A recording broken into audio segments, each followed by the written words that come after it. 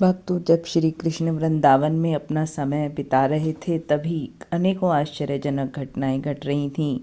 उनमें से एक घटना यह भी प्रमुख है कि एक दिन यशोदा मैया कृष्ण को अपनी गोद में लेकर दुलार रही थीं। तभी वह बालक अचानक ही बड़ा भारी सा लगने लगा उन्हें। तो उसे उठाने में वह थोड़ा सा अनमना सा होने लगी।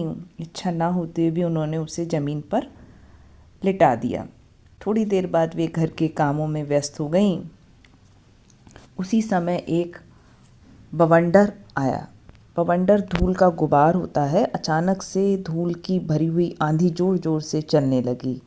उस बवंडर में वह बालक को लेकर घुमाता हुआ बहुत ऊपर जा पहुंचा। उसने वृक्षों की डालियां तोड़ दी तथा इतनी धूल उड़ाई कि गोकुल में अंधेरा ही छा गया। इस तरीके से उस बवंडर ने हर तरफ उत्पात मचा दिया। जब वह श्री हरि को ऊपर तक ले जाकर जा रहा था तभी उनके भार से ही आक्रांत होकर वह पृथ्वी पर गिर पड़ा। कृष्ण ने अपना भार इतना बढ़ा लिया कि वह और ऊपर नहीं जा सका और उस बवंडर को अपना उत्पात बंद करना पड़ा।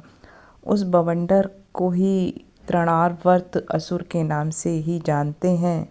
जब धूल का गुबार बवंडर समाप्त हुआ तब भय से व्याप्त गोपियों ने जब खोज की तो बालक को अपने शैया पर ना देखकर सभी लोग शोक से व्याकुल हो गए और अपनी छाती पीटने लगे। कुछ लोग तो मूर्छित हो गए जब ही कृष्ण को उन्होंने शैया पर नहीं देखा। कितने तो फूट फूट कर रोने लगे।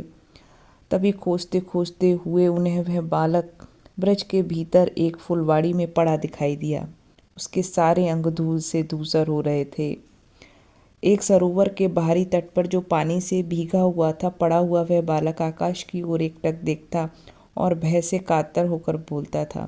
नंद जी ने तत्काल बच्चे को उठाकर छाती से लगा लिया और उसका मुंह देख देख कर वे शोक से व्याकुल हो रोने लगे।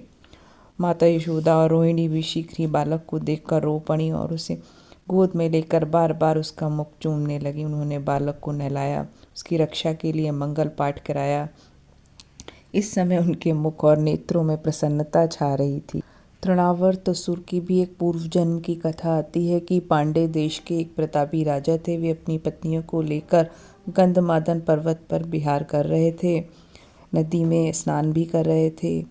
तभी अपने हजारों शिष्यों को साथ लिए महामुनि दुर्वासा ऋषि वहाँ से निकले। उन्होंने उनको देखकर भी ना तो उनका सम्मान किया ना प्रणाम किया, बल्कि निर्लज्जता और उद्दंडता से ही अपने कार्यों में मगन रहे। इसके उपरांत फिर दुर्वासा ऋषि ने उनको श्राप दिया कि भारत में लाख वर्ष तक असुर योनि में रहने का श्राप दे दिया।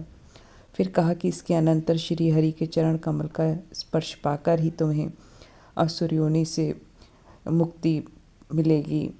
और उनकी पत्नियों तो वत्सल भगवान श्री हरि श्री कृष्ण ने तृणावर्त असुर का उद्धार किया, जिसे दुर्वासा मुनि के श्राप के बाद असुर योनि प्राप्त हुई थी।